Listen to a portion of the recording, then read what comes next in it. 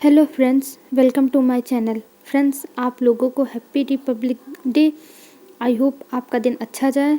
और अगर आप मेरे चैनल पर न्यू आ रहे हैं तो मेरे चैनल को सब्सक्राइब करिए और कमेंट करके बताइए आपको वीडियो कैसी लग रही है। तो चलिए वीडियो स्टार्ट करते हैं। हमें सबसे पहले लैन जैन की फैमिली दिखाई जाती है।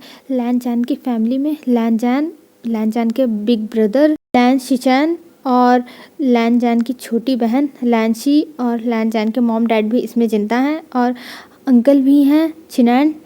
और भी 4-5 लोग हैं जो लैन जैन की फैमिली में रहते हैं, अंकल आंटी।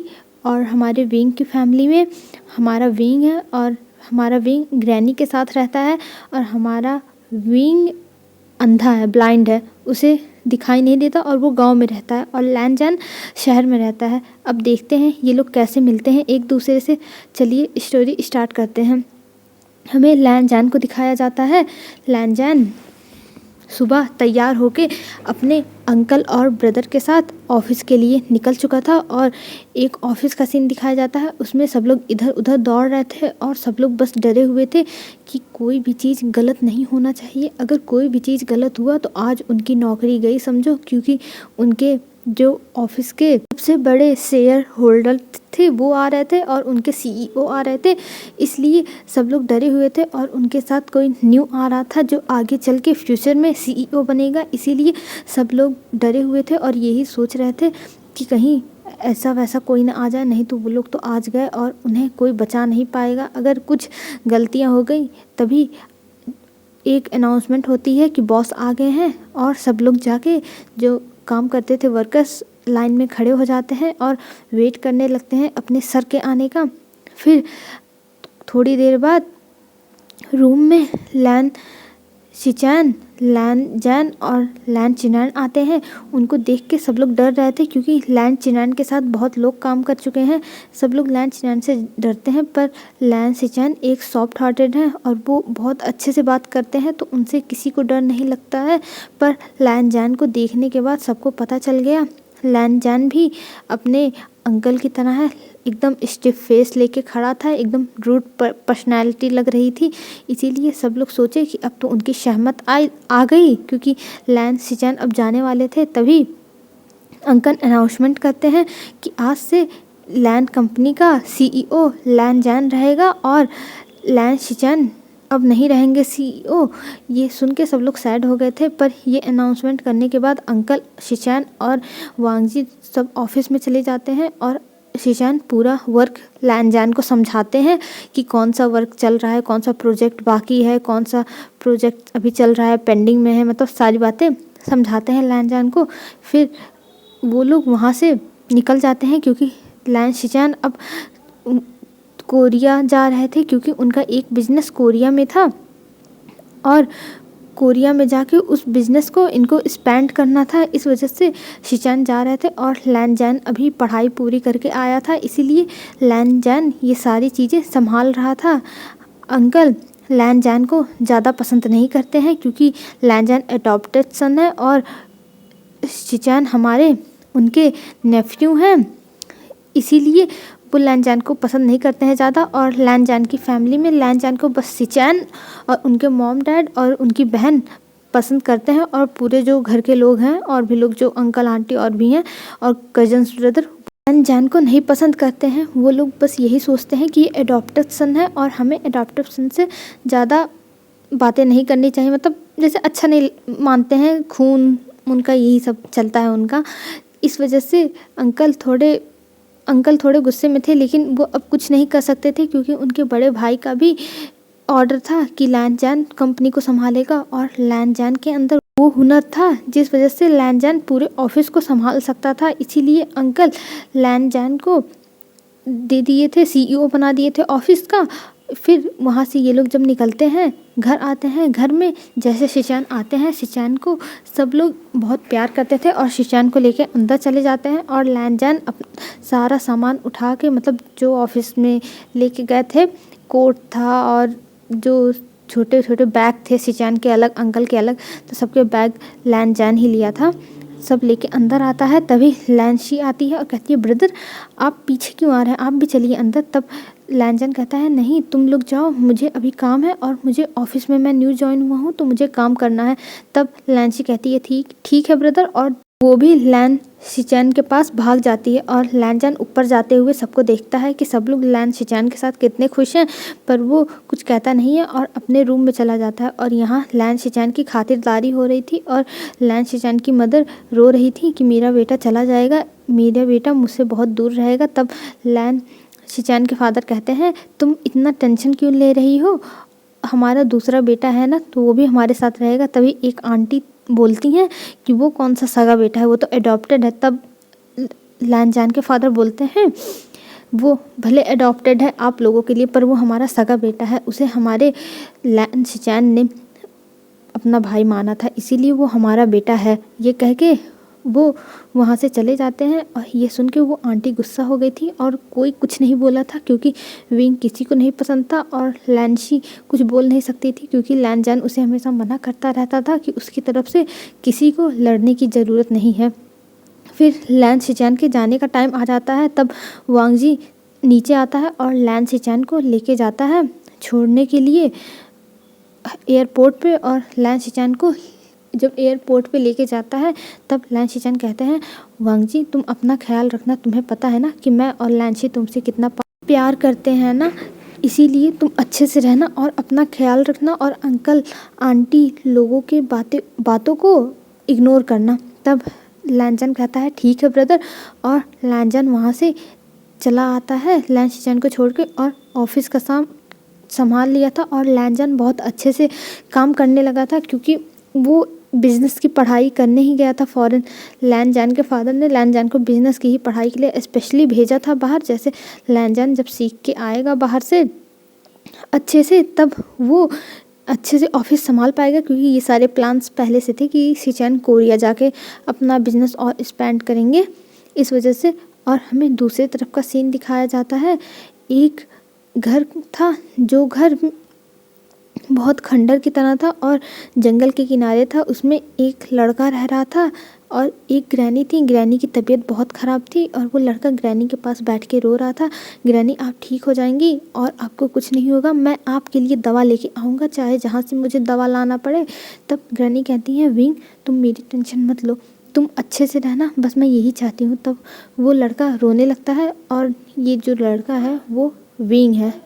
और विंग अपनी ग्रैनी के साथ रहता है एक गांव में। फिर विंग कहता है ग्रैनी आप यहाँ सोए रहो, मैं जा रहा हूँ डॉक्टर के पास से आपके लिए दवा लेके आ रहा हूँ। और विंग वहाँ से चला जाता है डॉक्टर के पास।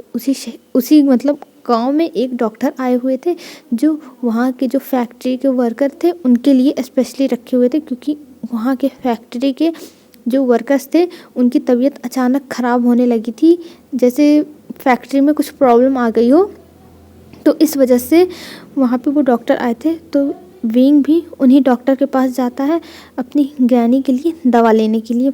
जब विंग उनके पास जाता है तो उनको बताता है, तब वो कहते हैं कि मैं तुम्हारी ग्रैनी को, मुझे जाके चेक करना पड़ेगा विंग, तभी मुझे पता चलेगा कि तुम्हारी ग्रैनी को क्या हुआ है। तब विंग कहता है पर डॉक्टर अंकल मेरे पास तो इतने पैसे हैं नहीं कि मैं अपनी ग्रैनी को दिखा सकूं, आप बस ऐसे ही दवा दे दीजिए जिससे मेरी ग्रैनी ठीक हो जाए। तब डॉक्टर कहते हैं विंग तुम टेंशन मत लो, पहले दिन जब मैं आया था तब तुम्हें देख के मुझे बहुत अटैचमेंट फील हुई थी और मैं तुम्हें अपना बेटा मानता हूँ, चलो मैं तुम्हारी ग्रैनी को ऐसे ही देख लूँगा और मैं कोई भी फ़ीस चार्ज नहीं करूँगा। तब विंग कहता है ठीक है डॉक्टर अंकल प्लीज़ चलिए, और जब मेरे पास पैसे आएंगे तब मैं आपको दे दूँगा।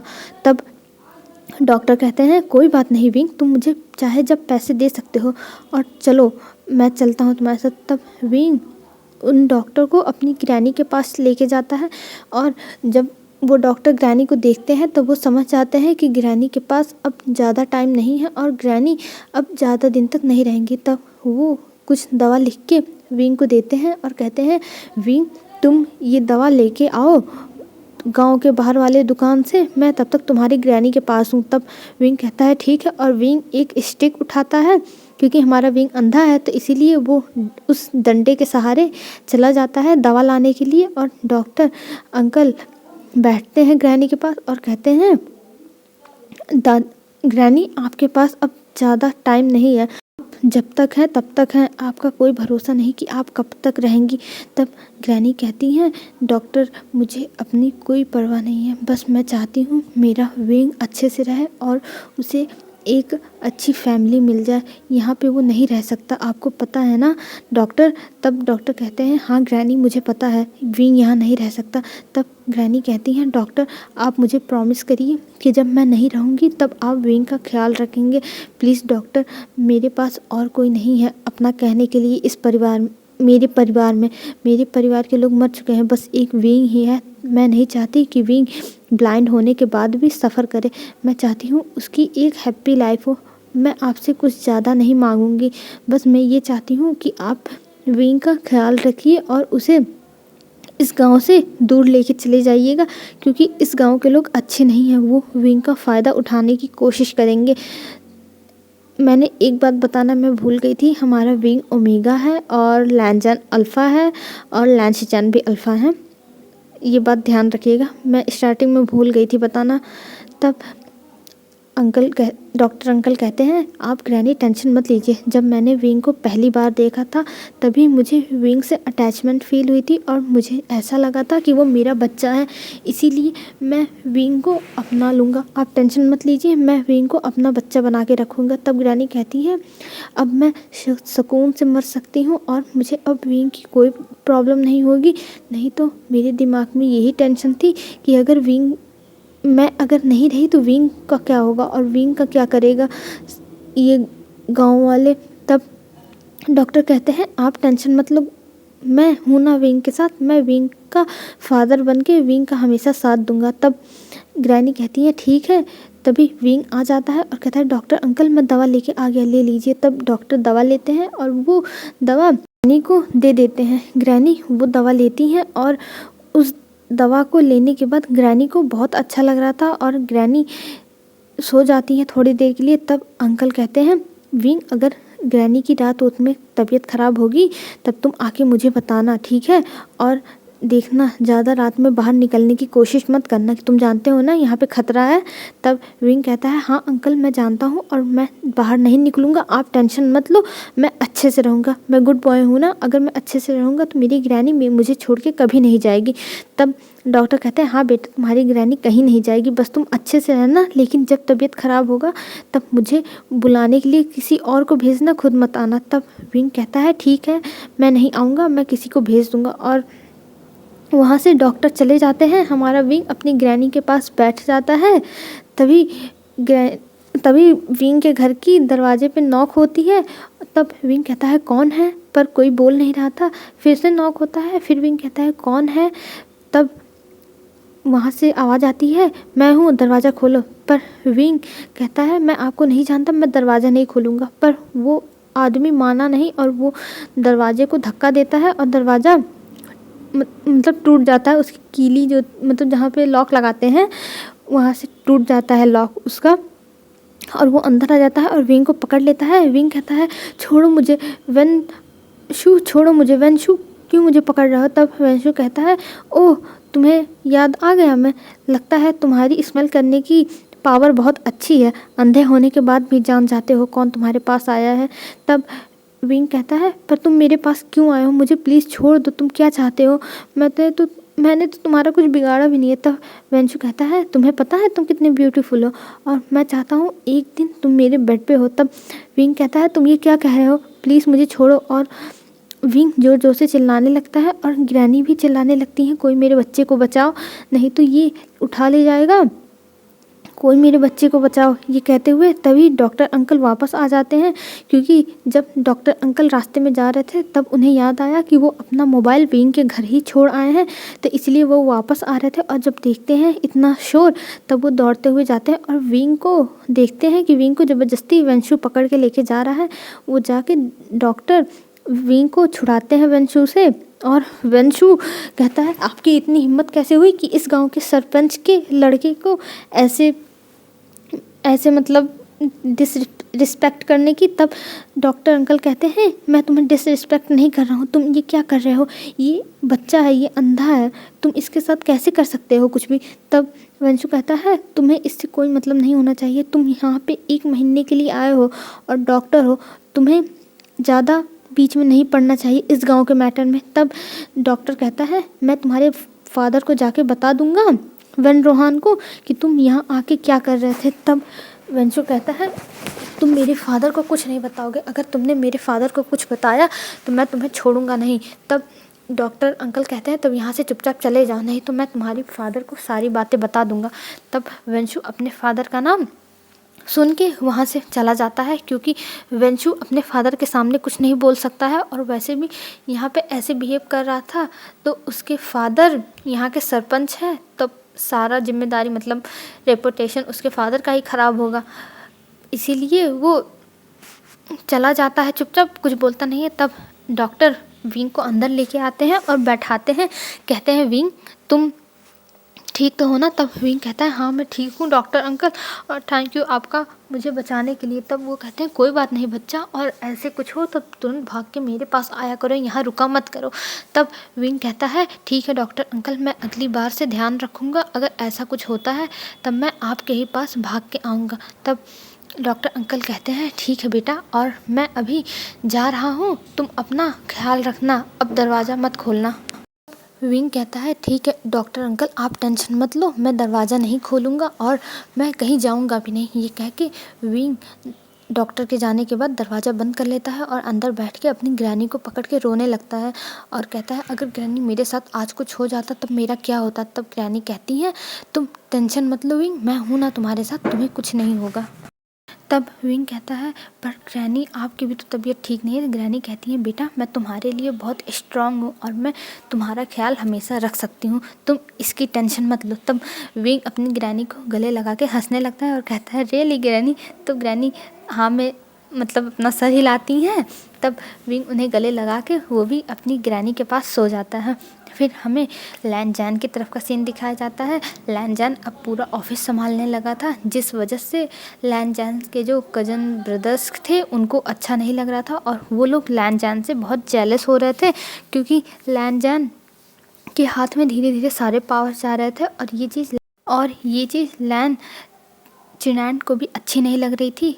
तभी वो ये सारी बातें मतलब और भी जो फैमिली मेम्बर्स थे अंकल आंटी, उन लोगों से और उनके बच्चों से बातें सुनते हैं कि लैनजैन सब कुछ पावर अपने अंडर ले रहा है और एक दिन ऐसा आएगा कि लैनजैन सब कुछ अपने नाम करा लेगा। ये सुन के लैन चिनान वहाँ से उठते हैं और अपने ब्रदर के ऑफिस रूम में जाते हैं, क्योंकि उनके ब्रदर का एक स्पेशली ऑफिस रूम था, क्योंकि उनके ब्रदर कभी कभी यहाँ से भी काम किया करते थे। जब चिनान उस रूम में जाते हैं तब उनके ब्रदर अभी बैठ के काम ही कर रहे थे। तब चिनान जाके कहते हैं भाई मुझे आपसे बहुत ज़रूरी बात करनी है। तब मिस्टर लैन कहते हैं बोलो चिनान, तुम्हें क्या बात करनी है और तुम इतनी जल्दी में क्यों हो। तब चिनान कहते हैं ब्रदर मुझे आपसे ये कहना था, आप सारी पावर्स लैनजैन को क्यों दे रहे हैं। मिस्टर लैन कहते हैं चिनान ये तुम क्या कह रहे हो, लैनजैन मेरा बच्चा है, मैं उसे पावर नहीं दूंगा तो किसको दूंगा जब सिचान यहाँ है ही नहीं। तब चिनान कहते हैं पर ब्रदर वो हमारे ब्लड लाइन का नहीं है, आपने उसको अडॉप्ट किया है और भी बहुत बच्चे हैं हमारे ब्लड लाइन के हैं, तो आप सारी चीज़ें लैनजैन को क्यों दे रहे हैं सारे पावर्स। तब मिस्टर लैन कहते हैं चिनान तुम पागल हो गए हो, मुझे लगता है तुम अभी तक लैनजैन को एक्सेप्ट नहीं कर पाए हो, और अगर तुम्हें एक्सेप्ट नहीं करना है तो बता दो, पर मैं लैनजैन को ऐसा कुछ नहीं करने वाला हूँ कि लैनजैन को ऐसा लगे कि वो इस घर का नहीं है। तब चिनान कहते हैं ब्रदर अगर लैनजैन ने सब कुछ अपने अंडर कर लिया फिर हमें इस घर से निकाल दिया तो हम कहाँ जाएंगे। तब चिनान की बातें सुन के मिस्टर लैन कहते हैं चिनान तुम पागल हो गए हो क्या, लैनजैन हमारे साथ ऐसा कभी नहीं करेगा। तब चिनान कहते हैं ब्रदर मुझे नहीं पता, पर मैं ये सब नहीं चाहता। तब मिस्टर लैन कहते हैं चिनान एक बार अपनी ठंडे दिमाग से सोचो और जाके शांति में बैठो। तब चिनान वहाँ से गुस्से में चले जाते हैं अपने रूम में, और ये सारी बातें लैनजैन बाहर सुन लिया था पर वो कुछ कहता नहीं है, क्योंकि उस समय एक फ़ाइल साइन कराने के लिए मिस्टर लैन के पास लाया था लैनजैन। फिर लैन भी वहाँ से चला जाता है, वो नहीं जाता है अंदर। ऐसे ही 2 वीक्स हो जाते हैं। उसके बाद एक दिन लैन चिनैन आते हैं और कहते हैं वांग जी, एक ऑफिस में हमारा काम फंस गया है, मतलब एक फैक्ट्री में, तुम्हें वहाँ जाना होगा।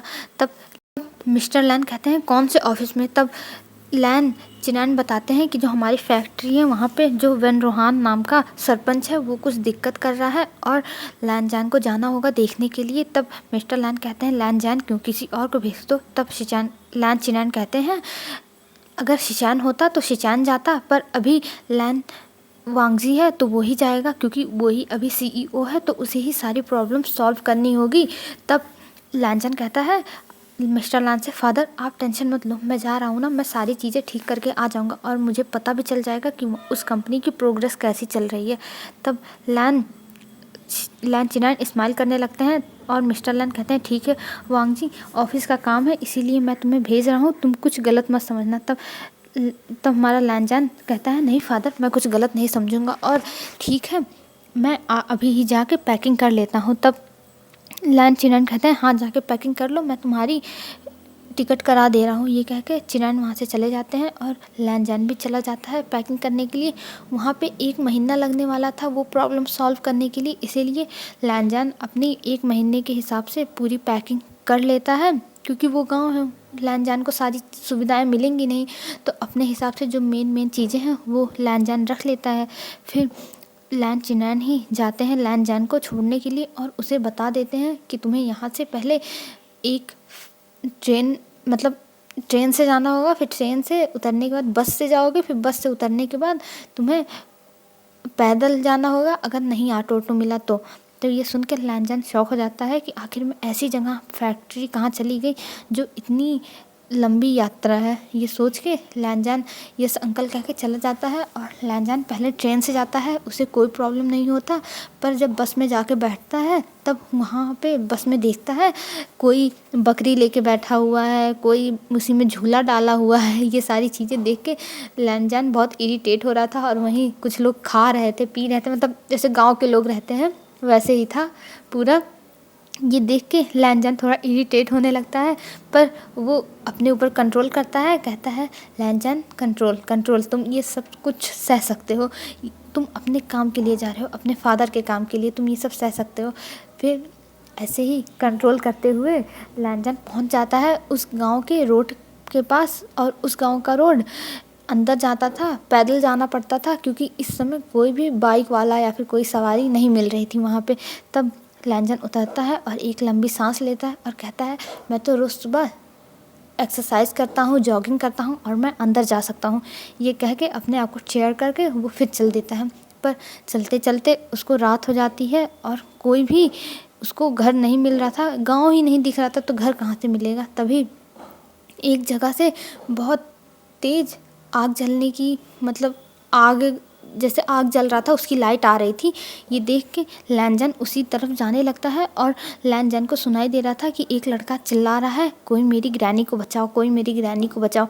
तब लैन जैन भागते हुए जाता है, देखता है कि वहाँ पे सारे गांव के लोग खड़े हैं और वहाँ एक बच्चा, मतलब बच्चा नहीं 20 साल का लड़का है जो चिल्ला रहा है मेरी ग्रैनी को बचाओ, मेरी ग्रैनी को बचाओ, पर कोई अंदर नहीं जा रहा है। तब लैन जैन जाके वहाँ पे देखता है और वहाँ पे वो जो डॉक्टर थे वो भी आ गए थे और विंग के पास जाके कहते हैं विंग तुम ठीक तो हो ना, तुम्हें कोई चोट तो नहीं लगी। तब विंग कहता है पर मेरी ग्रैनी अंदर है, प्लीज़ मेरी ग्रैनी को बचा लो। तब वो डॉक्टर जब घर देखते हैं तो पूरा घर जल चुका था, अब विंग की ग्रैनी बची नहीं थी।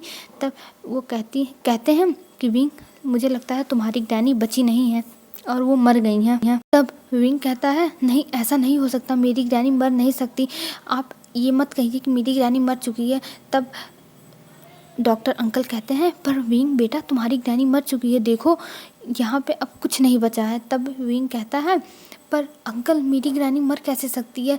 तब लैन जैन आता है और कहता है डॉक्टर अंकल आप यहाँ। तब लैन जैन को देख के डॉक्टर कहते हैं, लैनजान तुम यहाँ, तुम प्लीज़ विंग को पकड़ के मेरे साथ लेके चलो। और विंग को ज़बरदस्ती पकड़ता है लैनजान और अंकल के पीछे पीछे जाने लगता है। फिर अंकल जहाँ पे छोटा सा क्लिनिक खोले हुए थे गांव में, वहाँ लेके जाते हैं विंग को, सुलाते हैं। पर विंग अभी भी अपनी ग्रैनी के पास जाने के लिए रो रहा था। तब अंकल उसको बेहोशी का सुई लगा देते हैं और उसे सुला देते हैं। जब विंग सो जाता है तब लैनजान बस विंग को ही ध्यान से देखे जा रहा था, क्योंकि विंग बहुत प्रिटी था और उसके लिप्स के नीचे का वो मोल बहुत अट्रैक्टिव लग रहा था और लैनजान को जैसे अट्रैक्शन फील हो रहा था विंग की तरफ ही। पर ये सारी बातें इग्नोर करता है और अंकल के पास जाता है लैनजान और कहता है, अंकल आप यहाँ क्या कर रहे हैं। तब डॉक्टर अंकल कहते हैं, मैं तो यहाँ 1 महीने से हूँ, तुम कैसे आए।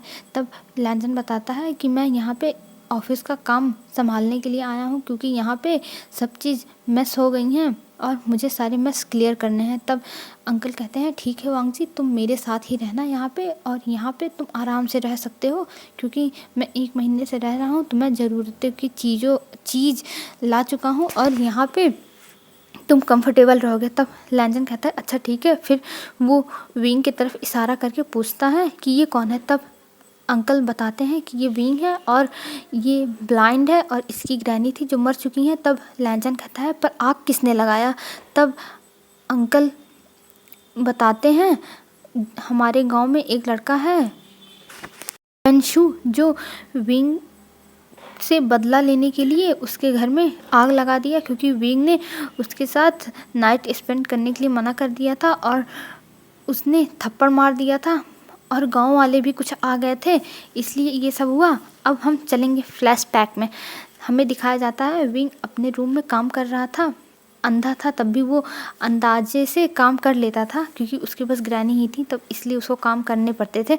वो अपना काम करके और अपनी ग्रैनी को दवा खिला के बैठा हुआ था चुपचाप और कुछ गाने गुनगुना रहा था। तभी आता है वंशु, उसको पीछे से पकड़ता है और उसको उठा के लेके जाने लगता है। तभी विंग चिल्लाने लगता है और वंशु उसको ले जाके उसके साथ ज़बरदस्ती करने की कोशिश कर रहा था, पर गांव वाले आवाज़ सुन के आ गए थे और वंशु को मारे भी थे। और विंग ने भी एक थप्पड़ मार दिया था वंशु को, तो उसी का बदला लेने के लिए रात में आया था वंशु आग लगाने के लिए। इस वजह से उसका घर जल रहा था और ग्रैनी उसमें जल के मर गई। तब ये बात सुनता है लैनजान, तब विंग के लिए थोड़ा सिंपैथी फील होता है लैनजान को। फिर लैनजान कहता है, अच्छा कोई बात नहीं, और आप विंग का अच्छे से ख्याल रखिएगा अंकल। तब अंकल कहते हैं, हाँ विंग का मैं अच्छे से ख्याल रखूँगा। ऐसे ही हमें फिर मॉर्निंग का सीन दिखाया जाता है। मॉर्निंग में विंग उठता है, वो संभल नहीं रहा था, पर लैनजान उसको संभालता है और अपने अल्फ़ा फेरोमोन्स कुछ छोड़ता है। तब विंग को थोड़ा रिलैक्स फील होता है और विंग आराम से लैनजान के बाहों में रहता है। ऐसे ही कुछ टाइम बीत जाता है, 15 दिन हो जाते हैं और लैनजान हमेशा विंग का ही ख्याल रख रहा था, पर वो अपनी फैक्ट्री के ऊपर ध्यान नहीं दे रहा था इस टाइम। तब अंकल एक दिन कहता है, तुम्हें जाके अपनी फैक्ट्री के ऊपर ध्यान देना चाहिए, तुम हमेशा विंग के पास रहते हो। तब लैनजान कहता है, हाँ अंकल मैं जा रहा हूँ। और अंकल को भी पता चल गया था लैनजान विंग को पसंद करता है। फिर वो जाके वेन रोहान से लैनजान मिलता है, पर उस समय वेन रोहान से थोड़ी लैनजान की कहा सुनी हो जाती है, जिस वजह से वेन रोहान बहुत गुस्से में था। और जब से लैनजान आया था तब से जो घपले हो रहे थे फैक्ट्री में और सामान चोरी हो रहे थे, वो अब होना बंद हो गया था, क्योंकि लैनजान हर चीज़ पे नज़र रखता था, हर चीज़ का हिसाब रखता था। फिर एक दिन लैनजान अंकल से कहता है, अंकल क्या विंग की आंखें ठीक हो सकती हैं। तब अंकल कहते हैं, हाँ विंग की आंखें ठीक हो सकती हैं और मैंने इसके लिए एक विदेश से मशीन भी मंगवाई है जो शहरों में आ चुकी है, और मैं विंग की आंखों का ऑपरेशन कर दूंगा लैनजान, वो ठीक हो जाएगा। ये सुन के विंग के लिए बहुत खुश हो जाता है लैनजान और कहता है, ठीक है अंकल, जितना भी पैसा लगेगा आप बताना, मैं दूंगा। और लैनजान अपना कार्ड दे देता है अंकल को दे के कहता है, अंकल आप विंग का ख्याल रखेंगे, अगर मुझे कुछ हो जाता है तब ये कार्ड के पैसे विंग के आंखों के ऑपरेशन के लिए पूरे हैं। तब अंकल कहते हैं, लैनजान ये कैसी बातें तुम कह रहे हो, बहकी तुम्हें कुछ नहीं होगा, तुम पागल हो क्या। तब लैनजान कहता है, नहीं अंकल, बस मुझे ऐसा फील हो रहा था इसीलिए मैंने आपको दे दिया। तब बाद लैनजान जाता है विंग के पास और विंग को ये सारी बातें बताता है। ये सुन के विंग बहुत खुश हो गया था और कहता है सच में मेरी आंखें ठीक हो जाएंगी। तब लैनजान कहता है हाँ विंग, तुम्हारी आंखें ठीक हो जाएंगी और जब तुम्हारी आंखें ठीक हो जाएंगी तब हम दोनों शादी कर लेंगे। क्योंकि इस टाइम में लैनजान ने विंग को प्रपोज भी कर दिया था और विंग ने हाँ बोला था, पर उसने कहा था अगर मेरी आंखें नहीं रहेंगी तो मैं तुमसे शादी नहीं करूँगा। इस वजह से लैनजान विंग की आंखें सही करवाना चाहता था, जिससे विंग की आंखें सही हो जाए और विंग शादी के लिए हाँ कर दे। फिर हमें डायरेक्ट जिस दिन ऑपरेशन था उस दिन का सीन दिखाया जाता है। जब विंग ऑपरेशन में जा रहा था तब उसने लैनजान से बातें की थी कॉल पे और लैनजान से कहा था तुम आ जाना तभी मैं अपनी आंखें खोलूँगा, मुझे तुम्हें सबसे पहले देखना है। तब लैनजान कहा था ठीक है विंग, मैं आ जाऊँगा और सबसे पहले तुम मुझे ही देखोगे। ये कह के फ़ोन रख दिया था। और दूसरी तरफ वेन रोहान अब बहुत गुस्से में था क्योंकि उसे अब समझ में नहीं आ रहा था कि आखिर में वो क्या करे, क्योंकि उसका बहुत ज़्यादा घाटा होता जा रहा था हर चीज़ में जब से लैनजान आया था। और वो लैनजान को मारने का प्लान बनाता है और अपने गुंडों को भेज देता है लैनजान को मारने के लिए। और इधर विंग का ऑपरेशन स्टार्ट हो गया था और लैनजान उधर से आ रहा था। फिर हमें विंग को दिखाया जाता है, विंग का ऑपरेशन हो गया था और वो आँखों नहीं खोल रहा था, उसकी लेज़र वाली ऑपरेशन हुई थी, इसीलिए वो 3 घंटे के बाद अपनी आंखें खोल सकता था। लेज़र वाले ऑपरेशंस ऐसे ही होते हैं जिसमें हम 3-4 घंटे के बाद अपनी आंखें खोल सकते हैं। तब विंग कहता है मैं नहीं खोलूँगा जब तक लैनजान नहीं आ जाता। तब डॉक्टर कहते हैं विंग अब खोल दो अपनी आंखें, लैनजान आ जाएगा, तुम टेंशन मत लो। पर वो डॉक्टर की बातें नहीं सुन रहा था। पर डॉक्टर जब तेज़ से कहते हैं गुस्सा होकर, तब विंग मान जाता है और अपनी आंखें खोलता है। तब उसे सब कुछ दिखाई दे रहा था और अपने सामने सबसे पहले अंकल को देखता है। तभी एक आदमी दौड़ते हुए आता है और वो कहता है और कहता है आप कहाँ हैं। तब डॉक्टर कहते हैं हाँ बोलो क्या हुआ, तुम ऐसे दौड़ते हुए क्यों आ रहे हो। तब वो आदमी कहता है जो लड़का आपके साथ रहता था यहाँ पे उसका एक्सीडेंट हो गया और वो मर गया। ये सुनते ही विंग को जैसे शॉक लग गया था और विंग बेहोश हो जाता है। और अंकल भी शॉक में थे लेकिन वो अपने आप को संभाल लेते हैं और कहते हैं ये तुम क्या कह रहे हो। तब वो कहता है हाँ उसकी लाश भी नहीं बची क्योंकि जिस गाड़ी में वो था वो गाड़ी पूरा जल गया। ये सुन के अंकल और विंग दोनों शॉक में चले जाते हैं और विंग रोने लगता है। तब अंकल कहते हैं विंग रो मत, तुम्हारे लिए रोना ठीक नहीं है, तुम क्यों रो रहे हो, हम खुद जाके लैनजान को ढूंढेंगे तभी इन लोगों की बातों पे विश्वास करेंगे। तब विंग कहता है चलिए अंकल। तब अंकल कहते हैं नहीं विंग तुम यहाँ रहो, मैं जाके ढूंढ के आता हूँ। और अंकल वहाँ से निकल जाते हैं लैनजान को ढूंढने के लिए। वहाँ जाके वो देखते हैं उस कार की पूरी हालत बिगड़ चुकी थी और उसमें जो होगा वो बचेगा नहीं ऐसा लग रहा था ये सब देख के। और आग भी लग चुकी थी तो बॉडी भी नहीं मिलती। अंकल चले आते हैं और विंग को बताते हैं, विंग रोने लगता है। फिर विंग कहता है लैनजान के सिवा अब मेरे पास कोई है भी नहीं, मैं अब जी के क्या करूँगा, मेरी आंखें ठीक होके क्या करेंगी। तब अंकल कहते हैं विंग रो मत, मैं तुम्हारे पास हूँ ना, मैं तुम्हें अडॉप्ट करूँगा। वैसे भी लैनजान और तुम्हारी ग्रैनी चाहते थे कि मैं हमेशा तुम्हारा ख्याल रखूँ, मैं तुम्हारा हमेशा एक पिता की तरह ख्याल रखूँगा। विंग तुम टेंशन मत लो, तुम मेरे साथ रहोगे। तब विंग अंकल की बात मान जाता है और उन्हें पकड़ के बहुत तेज़ तेज़ रोने लगता है। और ऐसे ही 2 हफ्ते बीत जाते हैं। 2 हफ्ते बाद अंकल ने विंग का और अपना कोरिया का वीज़ा तैयार करवा लिया था क्योंकि अब अंकल विंग को दूर लेके जाने वाले थे क्योंकि यहाँ पे वेंशु विंग को परेशान भी कर रहा था। तो इस वजह से अंकल ने सोचा विंग चला जाएगा तब ठीक रहेगा। और उन लोगों की पूरी तैयारियाँ हो जाती हैं जाने के लिए। और विंग लास्ट टाइम जाते समय बस लैनजान के बारे में सोच रहा था कि लैनजान कैसे उसकी लाइफ में आया और कैसे चला गया और लैनजान अब कभी नहीं आएगा। ये सोच के विंग को बहुत दुख हो रहा था। विंग बहुत रोता है और इस टाइम उसकी अब दिमागी हालत ठीक नहीं रहती थी क्योंकि वो हमेशा गुमसुम, हमेशा डिप्रेशन में रहता था। तो अंकल सोचे चाइना से कोरिया लेके जाएंगे तो वहाँ पे विंग की अच्छी इलाज भी हो सकेगी जैसे वो डिप्रेशन से बाहर आए। तो इसलिए और ये भी था कि नया एनवायरनमेंट मिलेगा तो विंग हो सके थोड़ा अपने आप को इन सब चीज़ों से खोले और डिप्रेशन से बाहर आए, यही अंकल चाहते थे। हेलो फ्रेंड्स, आज के लिए बस इतना ही। आई होप आपको मेरी वीडियो अच्छी लगी होगी और मैंने इस वीडियो का रिकॉर्डिंग पूरा करके रखा हुआ था, पर वो वीडियो डिलीट हो गई और मुझे अब फिर से रिकॉर्डिंग करना पड़ रहा है। तो मैं अब इसको 2 पार्ट में डिवाइड करके डालूँगी। ये फर्स्ट पार्ट है, इसके बाद एक पार्ट और आएगा। और आई होप आपको मेरी वीडियो अच्छी लगी होगी। अच्छी लगी हो तो प्लीज़ फ्रेंड्स कमेंट करके बताइएगा आपको कैसा लगा, प्लीज़ प्लीज़। और प्लीज़ फ्रेंड्स मेरे चैनल को सब्सक्राइब कर दीजिए और लाइक करना मत भूलिएगा। आई होप आप लोग अच्छे से रहिएगा, अपना ध्यान रखिएगा। बाय बाय, टेक केयर, कल मिलेंगे।